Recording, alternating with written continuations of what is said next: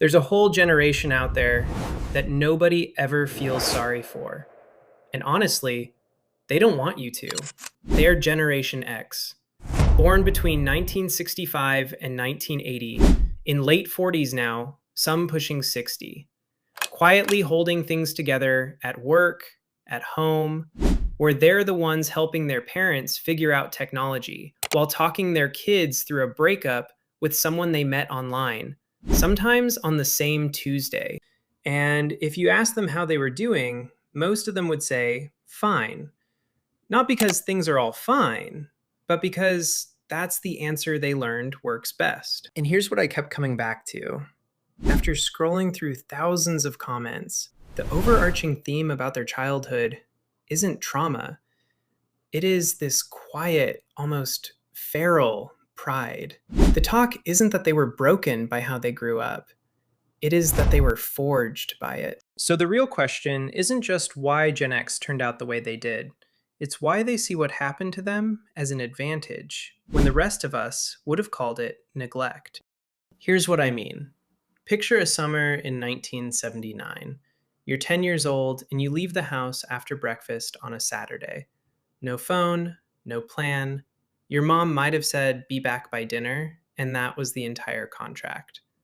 You and your friends spent the next 8 hours building something in the woods, or breaking something you probably shouldn't have touched, or getting into a situation that required genuine problem solving to get out of. Because there was no other option. That's not neglect dressed up as nostalgia. That's a specific kind of education that you can't replicate. The kind where the stakes were real, the feedback was immediate, and nobody swooped in to manage the outcome. I came across a study published in Journal of Adult Development. Gen Xers report significantly lower rates of seeking social support during stressful periods. And the easy read on that is that they're isolated or closed off. But Gen Xers didn't describe it as isolation. They were describing something closer to self-sufficiency as a first language. Asking for help is a second language they technically know, but almost never use. Not out of pride exactly, out of instinct. Actually, let me back up because this is where it gets complicated. There's a specific kind of loneliness that comes from always being the one expected to figure things out. Where the better you get at handling things alone, the less anyone thinks to check in if you're okay.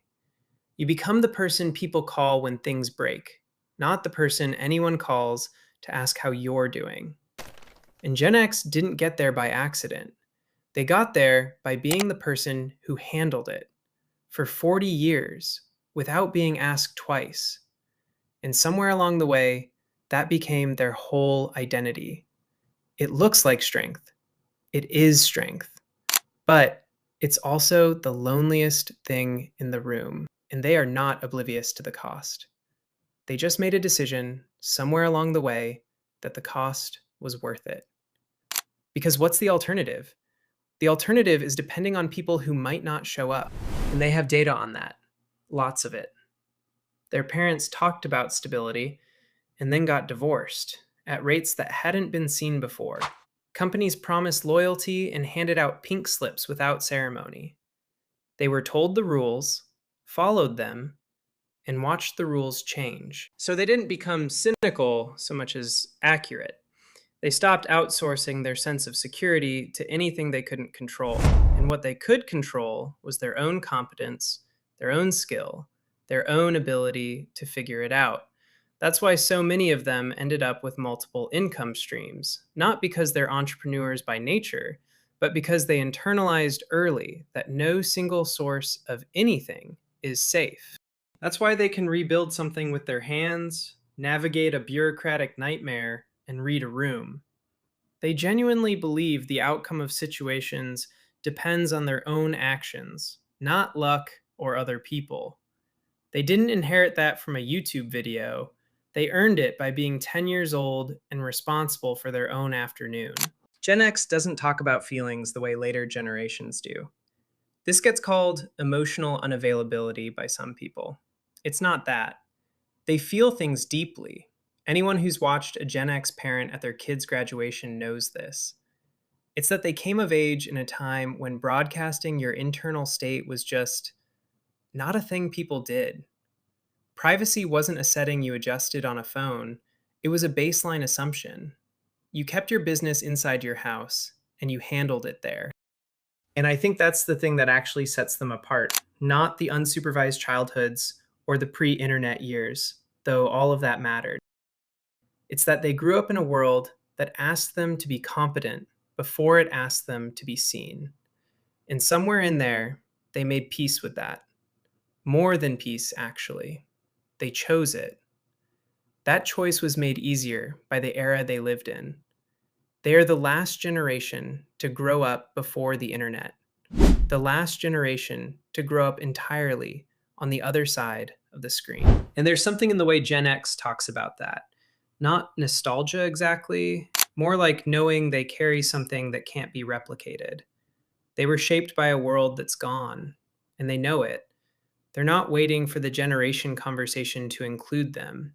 They genuinely don't care if it does. They're busy like they've always been, doing the thing, fixing the thing, holding the thing together. Not for recognition, but because that's just what you do. So don't mess with them. Not because they're dangerous, but because they've already handled worse than you. They did it quietly, and they won't be mentioning it. If this is a video you want more people to find, send this to the person who's always the one fixing things. And do consider subscribing.